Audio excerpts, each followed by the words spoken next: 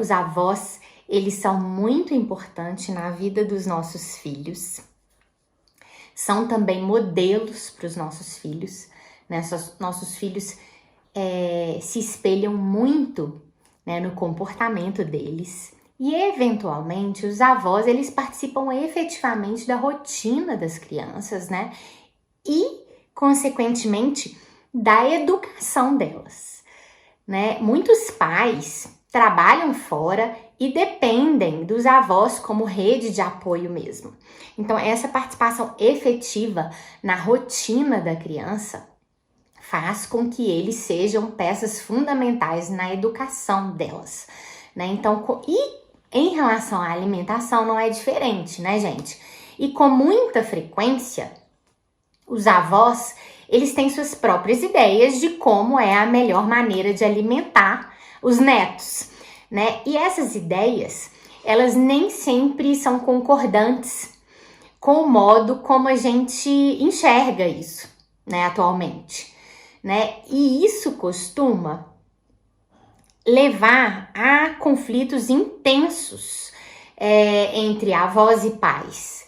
E esses pais, né, podem se sentir incapazes muitas vezes ou incompreendidos, né, pelos seus próprios pais, né, que são os avós, nessa luta aí de alimentar as crianças, tá?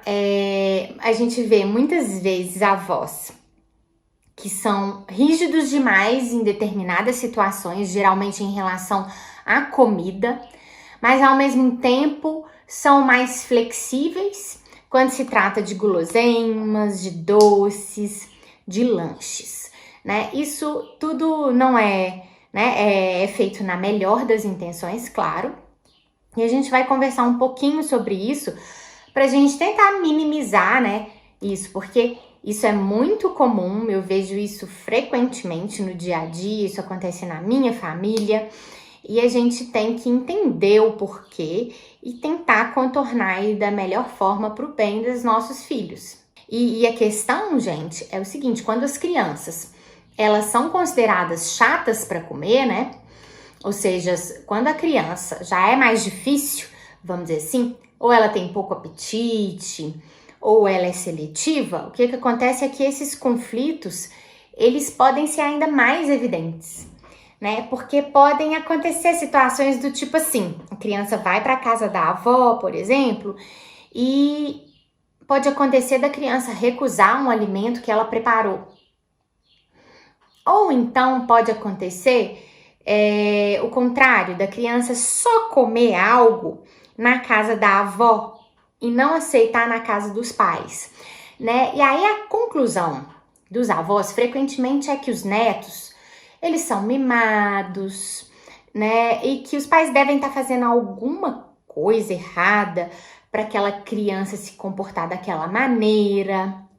Então fica esse embate mesmo, né? E por que desses conflitos? Por que essas ideias sobre a melhor forma de educar e de se comportar em relação à alimentação? Por que essas ideias são conflitantes muitas vezes? Porque as gerações anteriores de pais, em geral, elas, por exemplo, não acreditavam que se devia dar opções, por exemplo, de escolha de comida para a criança, né? Isso não é muito aceito, porque naquela época comia-se o que estava no prato e ponto final, né? Geralmente tinha aquela fala, né, que às vezes a gente até ouve até hoje, né? Mas aquela fala do tipo assim, olha, tem muita criança passando fome, né, no mundo ou em tal país, e você tem a sorte de ter comida, então come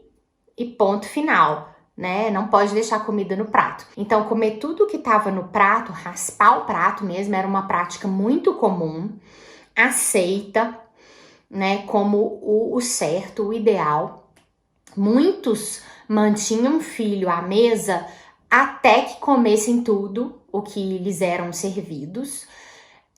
E as gerações anteriores, elas também não aceitavam, ou não aceitam até hoje, né, que as crianças não queiram comer determinada coisa, né? Não gosto disso, não gosto daquilo, né?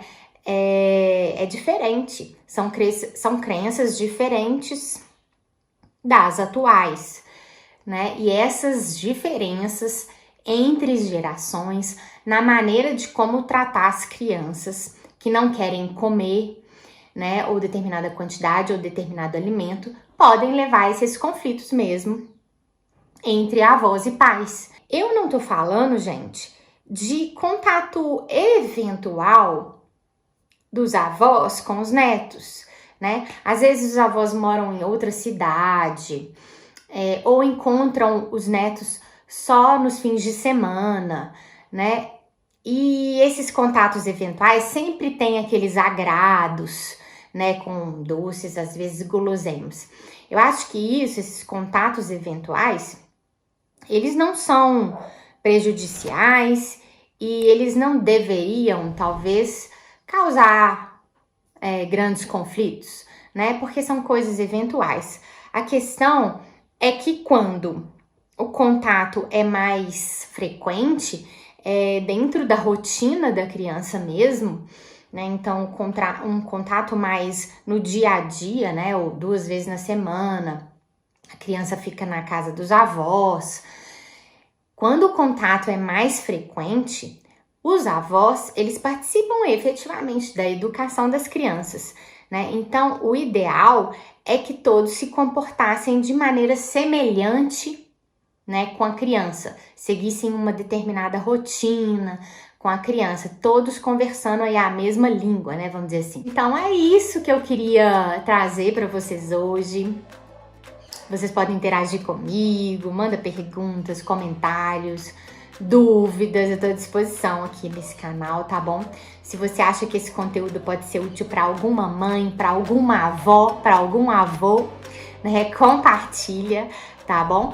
Me sigam no Instagram, Facebook, YouTube, tá? É sempre o Crescer Bem, tá joia?